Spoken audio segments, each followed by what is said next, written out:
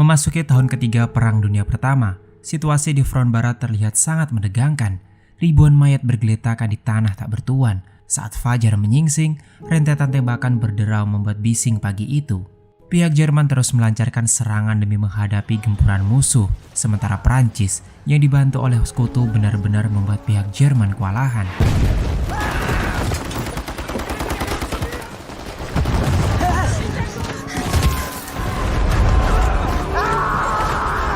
Pemandangan itu terlihat jelas ketika banyaknya korban nyawa yang berjatuhan. Durasi perang yang berkepanjangan memakan biaya yang sangat besar. Untuk menyiasati hal tersebut, pemerintahan Jerman terpaksa mengumpulkan seragam perang seperti sepatu dan helm, serta beberapa atribut lainnya dari prajurit yang gugur di medan pertempuran. Mereka mengangkutnya kembali ke Jerman untuk diperbaiki seperti sedia kala. Kemudian selanjutnya seragam-seragam itu akan dibagikan ke calon prajurit yang baru.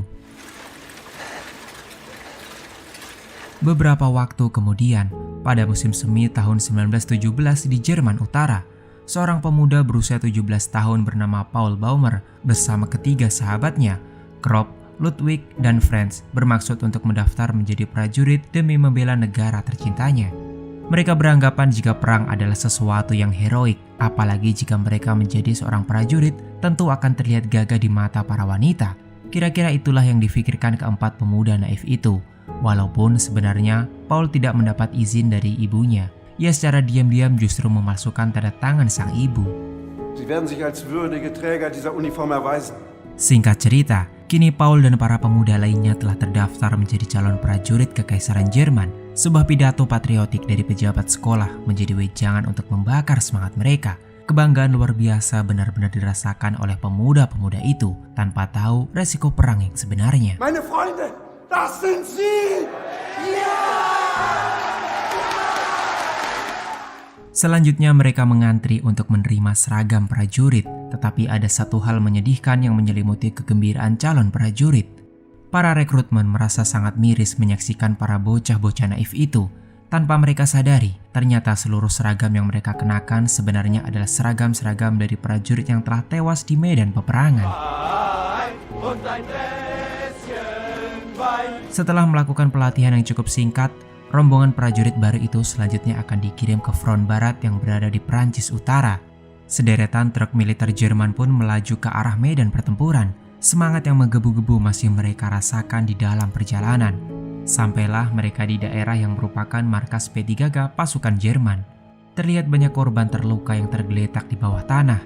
Bahkan seorang dokter terpaksa menghentikan salah satu truk untuk mengangkut sekian prajurit yang sedang sekarat, hingga memaksa mereka untuk turun lalu melanjutkan perjalanannya dengan berjalan kaki. Namun sebelum tiba di lokasi tujuan, sebuah mortir tiba-tiba meledak. Mereka lalu diperintahkan untuk secepatnya mengenakan masker gas.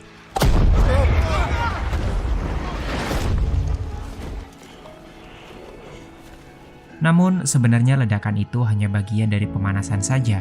Perjalanan pun kembali berlanjut menuju garda depan yang saat itu tengah berperang. Sangat disayangkan, tiba-tiba hujan mengguyur sangat deras di saat situasi sedang kacau. Ya, banjir memang cukup merepotkan pasukan Jerman yang mendiami parit. Tugas pertama mereka sebagai prajurit adalah menguras air yang mengenang.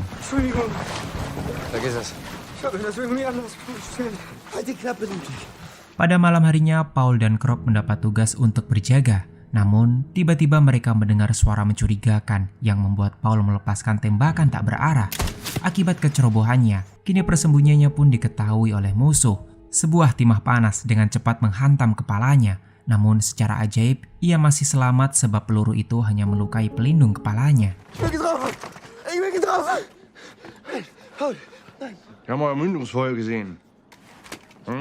Tak berselang lama, tembakan suar seolah menjadi pertanda akan adanya serangan. Tiba-tiba sebuah artileri menghantam parit mereka. Serangan beruntun itu memaksa para prajurit untuk berlindung di dalam bunker. Dan ya, mereka semua merasakan ketakutan yang luar biasa. Pandangan romantis mereka tentang perang seketika hancur oleh realita yang sesungguhnya. Hingga akhirnya tembakan artileri itu menembus pertahanan Jerman yang mengakibatkan bunker itu runtuh.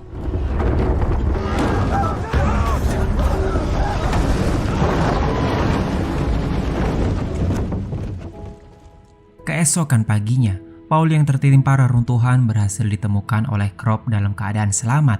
Seorang prajurit senior bernama Kat sedikit berbagi makanan untuk menenangkan Paul. Selanjutnya mereka diperintahkan untuk mengumpulkan doktek dari para prajurit yang tewas. Paul tanpa sengaja menginjak kacamata milik Ludwig. Hal itu membuat Paul sangat terkejut ketika melihat Ludwig kini sudah tak bernyawa. Sangat disayangkan, ia harus tewas di malam pertama.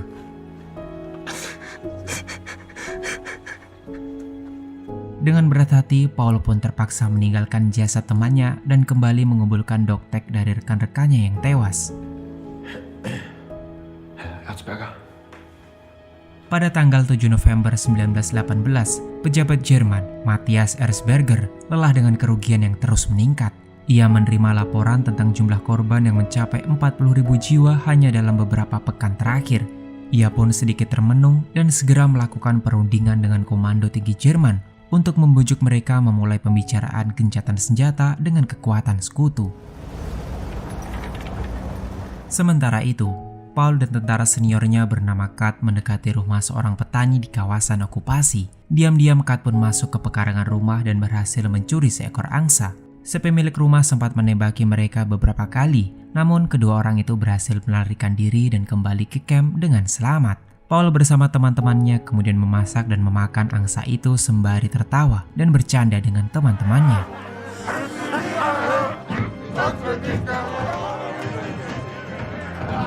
Hari demi hari pun silih berganti. Paul, Krupp, Franz, Kat, dan teman barunya yang bernama Jaden sedang berbincang-bincang mengenai nasib mereka jika perang telah berakhir. Sembari mengupas beberapa kentang, tanpa sengaja mereka melihat 3 gadis pengembala sedang melintas. Seperti seorang lelaki pada umumnya, Krupp langsung meneriaki mereka untuk menawarkan beberapa makanan. Namun gadis-gadis itu malah menghiraukannya. Sementara Franz dengan gagah berani bergegas menghampiri ketiga gadis tersebut, bertingkah konyol untuk menarik perhatian mereka.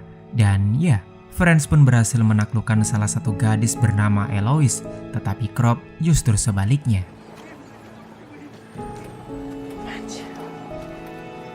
Franz pun kembali ke camp pada malam hari. Sebuah syal menjadi kenang-kenangan istimewa yang diberikan Eloise kepada Franz. Ia kemudian memamerkan syal itu kepada teman-temannya dan meminta mereka untuk menciumnya satu persatu. Keesokan paginya, 7 prajurit yang dipimpin oleh Kat menjalankan misi untuk menemukan 60 anggota muda yang hilang yang sebelumnya dikirim untuk memperkuat unit mereka. Namun setibanya di lokasi tujuan, Kat menyadari jika tempat itu sebelumnya telah dibombardir dengan gas beracun. Sangat disayangkan, 60 rekrutan baru itu tewas sia-sia akibat terlalu cepat melepas masker mereka. Verdammte Kinder. Ja, haben die Masken zu früh abgenommen.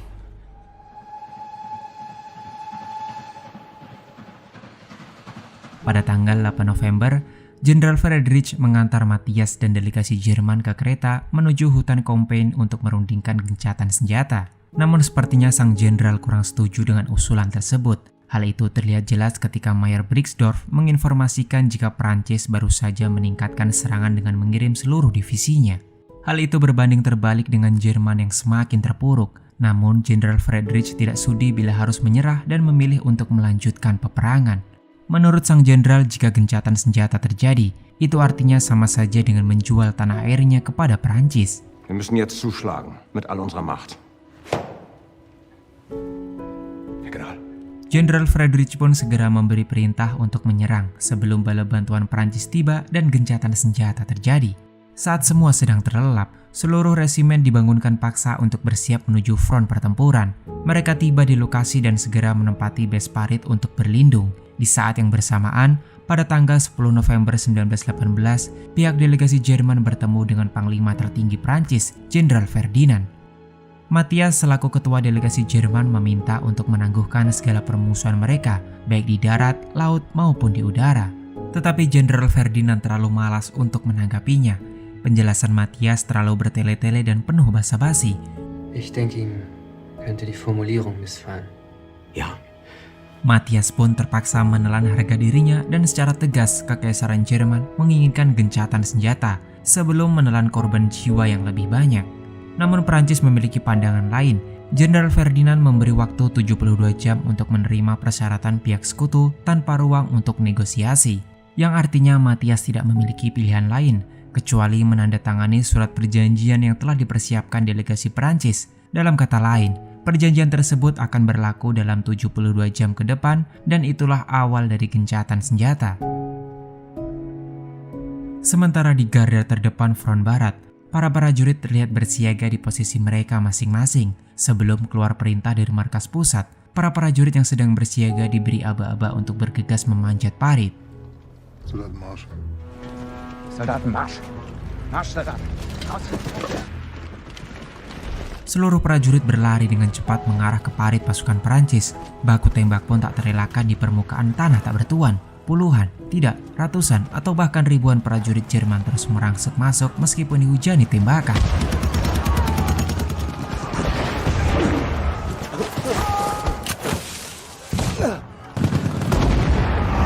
Dalam waktu singkat, pertahanan Prancis berhasil ditembus Jerman dalam sekejap. Paul sempat mengajar beberapa prajurit musuh menggunakan skopnya, sebelum Kat dan Jaden menghabisi semua prajurit Prancis di dalam bunker.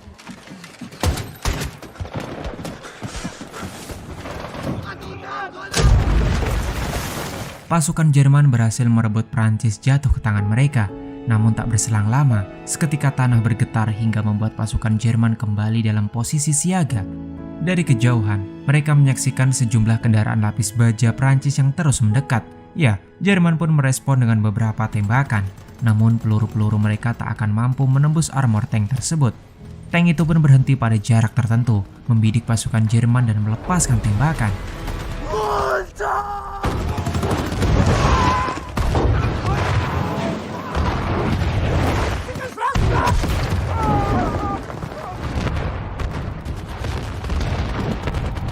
Pertempuran yang tidak berimbang itu menyebabkan prajurit Jerman kewalahan. Tidak sedikit dari mereka yang tumbang atau mungkin tewas terlindas. Sedangkan Paul dan rekan-rekannya memanfaatkan kesempatan itu untuk mengejar tank-tank sekutu. Mereka balik menyerang dengan menyelipkan sejumlah granat ke dalam roda, sementara Krupp dengan cepat menghabisi semua awak di dalamnya. Tetapi Prancis benar-benar mengerahkan seluruh divisinya.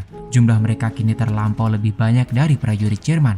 Paul dan Krupp menyaksikan rekan-rekannya tewas terbakar setelah Prancis menurunkan senjata flamethrower.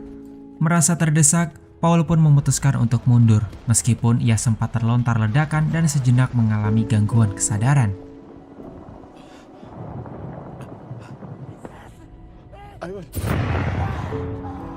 Dalam keadaan linglung, ia melihat Krupp tewas dibakar saat mencoba menyerah ke pasukan Prancis, tetapi Paul tidak memiliki waktu untuk meratapi sahabatnya. Kat pun segera menariknya untuk mundur ke parit pertahanan Jerman. Sadar semakin terdesak, komandan mereka memerintahkan untuk mundur ke wilayah okupasi yang berjarak 2 km dari garda depan. Das sind keine Verhandlungen, das ist ein Diktat. Di sisi lain, pihak delegasi Jerman masih terus memperdebatkan surat perjanjian dari sekutu. Sebagian besar berisi bahwa pihak Jerman harus menyerahkan semua wilayah yang didudukinya. Ya, pihak militer terus menentang isi surat tersebut, sebab itu sama saja dengan menyerah sepenuhnya. Tetapi Matthias dengan cerdas memilih menggunakan logika dan membuang egonya. Wir haben 72 Stunden Zeit, meine Herren, und jede Minute, die wir hier mitreden, vergeuden, stirbt ein weiteres Soldat. Setiap menit mereka berdebat akan membunuh satu prajurit. Matthias tidak ingin para prajurit muda tewas sia-sia seperti putranya yang gugur di medan pertempuran. Motivasi terbesarnya adalah menyudahi peperangan dan menghentikan korban nyawa berjatuhan. Matthias selalu memerintahkan untuk mengirim salinan tuntutan sekutu ke markas besar pemerintahan Jerman dan berharap perang akan segera berakhir. Kekacauan di front barat masih terus berlanjut. Tentara Jerman seolah tak berdaya di hadapan pasukan sekutu. Paul tiba-tiba terjatuh ke dalam kubangan hingga terpisah dengan rekan-rekannya.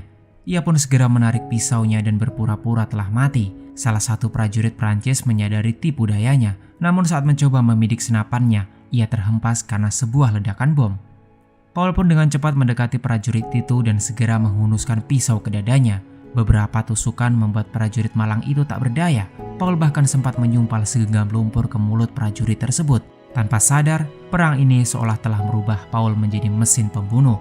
Paul baru menyadari perbuatannya dan terlihat sangat menyesal setelah menyaksikan pria itu sekarat bersimbah darah. Semua sudah terlambat. Tak ada lagi yang bisa dilakukan Paul untuk menolong prajurit tersebut, kecuali terus-menerus meminta pengampunan.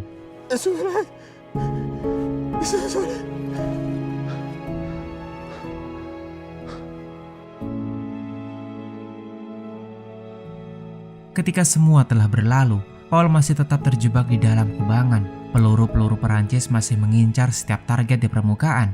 Namun ketika hari menjelang gelap, Paul memutuskan untuk keluar dari kubangan, melintasi tanah tak bertuan yang berisi ribuan mayat prajurit. Setelah berjalan sejauh 2 km, Paul akhirnya mencapai tempat yang dituju dan kembali berkumpul dengan unitnya. Pemandangan di sana tampak berbeda, para prajurit seperti merayakan kegembiraan. Paul akhirnya menyadari ketika salah satu prajurit menginformasikan jika para petinggi akan menandatangani gencatan senjata dan otomatis menghentikan perang dengan sekutu. Tetapi ada hal yang lebih penting yang harus Paul lakukan. Paul harus mencari teman-temannya terlebih dahulu. Kedua kakinya pun melangkah ke ruang perawatan hingga Paul tanpa sengaja menemukan Jaden untuk pertama kalinya. Mereka terlihat senang karena masih bisa bertemu dalam keadaan hidup. Namun kabar buruknya, Jaden benar-benar mengalami cedera yang sangat fatal di bagian kakinya, sehingga dokter mengharuskan untuk mengamputasinya. Jaden perlahan memberikan syal kepunyaan Franz. Hal itu menandakan jika sahabatnya telah tewas di tangan sekutu, dan sekali lagi, Paul harus menahan kesedihannya. Du musst jetzt tapfer sein.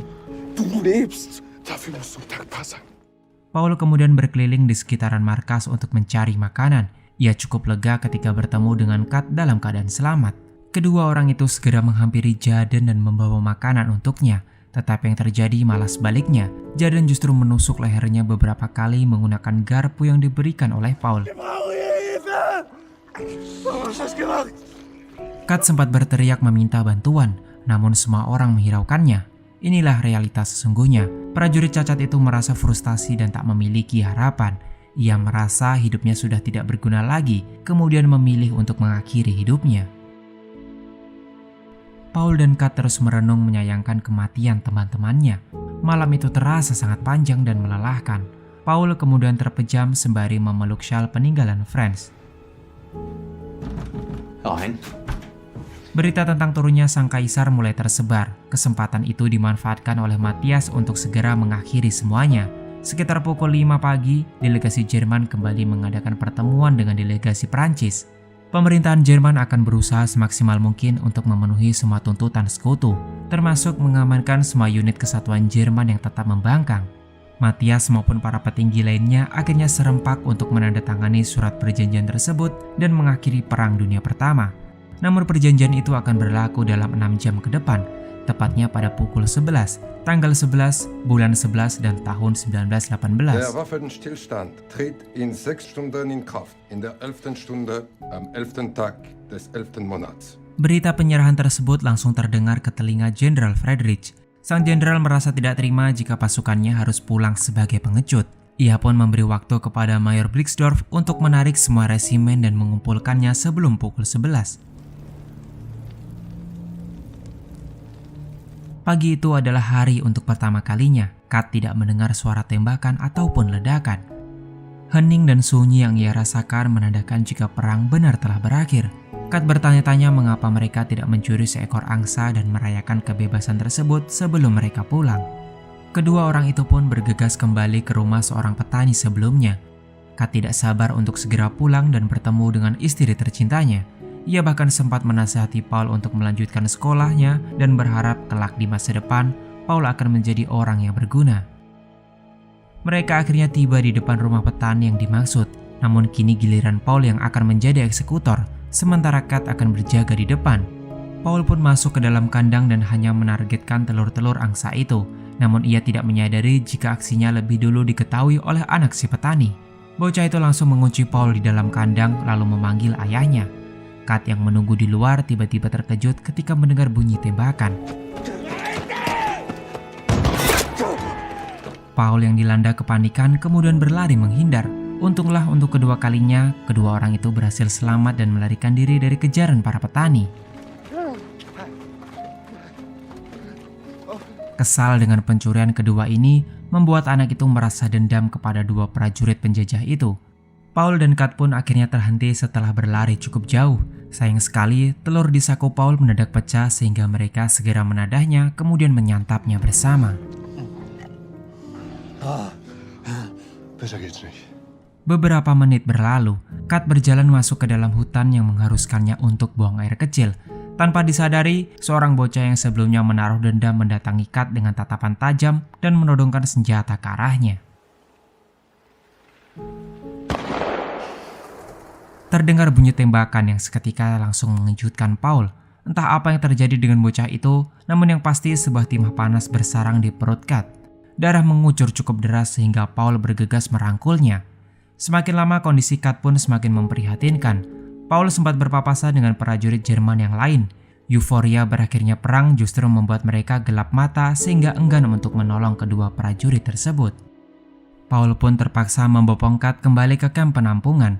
Dokter sempat memeriksa keadaan Kat, namun sangat disayangkan, Kat sebenarnya telah mati saat dalam perjalanan. Peluru kecil itu menginfeksi organ tubuhnya sehingga menyebar darah hitam yang langsung menuju ke hati. Ya, kenyataan pahit itu membuat Paul seolah tidak percaya dengan apa yang dilihatnya. Bagaimana mungkin untuk kesekian kalinya ia harus kehilangan sahabatnya ketika berada di penghujung perang? Paul hanya terdiam, merenungi semua rekan-rekannya yang telah gugur meninggalkannya. Hal itu lebih diperburuk ketika sang jenderal mengumpulkan mereka di depan halaman. Jenderal Friedrich mengumumkan kepada seluruh prajuritnya jika perang memang telah berakhir. Namun sang jenderal terus mengoceh tentang kehormatan. Mereka seharusnya pulang sebagai pahlawan, bukannya menyandang predikat sebagai pecundang. Apakah itu dimaksudkan untuk semua prajuritnya atau mungkin kehormatannya sendiri? Makhluk tak berguna itu seakan buta melihat keadaan prajuritnya. Ia malah memerintahkan untuk sekali lagi terjun ke medan pertempuran demi merebut tanah perbatasan sebelum genderang perang dihentikan pada pukul 11. Beberapa prajurit merasa kesal bahkan sempat menolak perintah tersebut. Namun bagi mereka yang membangkang akan langsung dieksekusi. Karena tidak memiliki opsi lain, Paul dan seluruh prajurit terpaksa menerima perintah sang jenderal. Marching pasukan Jerman bergerak ke tanah perbatasan. Waktu menunjukkan 15 menit sebelum pukul 11. Para komandan lalu memberi instruksi untuk memasang bayonet ke moncong senapan. Mereka bergerak melaju menapaki wilayah tanah tak bertuan. Namun di sisi seberang, pasukan Prancis yang mendiami parit segera tersadar terhadap kedatangan musuh.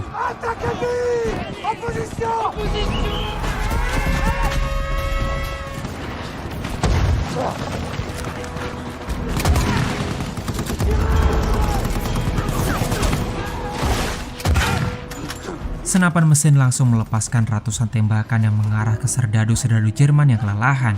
Mereka bersusah payah untuk menembus barikade pertahanan Prancis. Paul sempat beradu jotos dengan salah satu prajurit.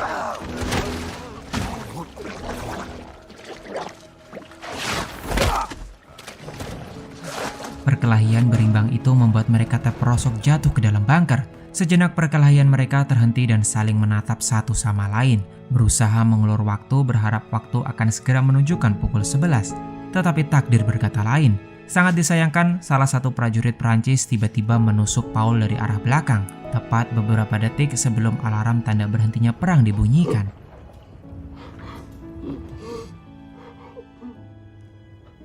Lagi-lagi Paul dibuat tidak percaya dengan nasibnya. Di detik-detik penghujung perang, ia justru berakhir dengan tragis. Dengan segenap tenaga yang tersisa, Paul pun perlahan keluar dari bunker. Dan perdamaian inilah yang sesungguhnya ia harapkan. Tak ada lagi suara senjata ataupun jeritan kematian. Hingga beberapa waktu berlalu, Paul akhirnya ditemukan dalam keadaan tidak bernyawa.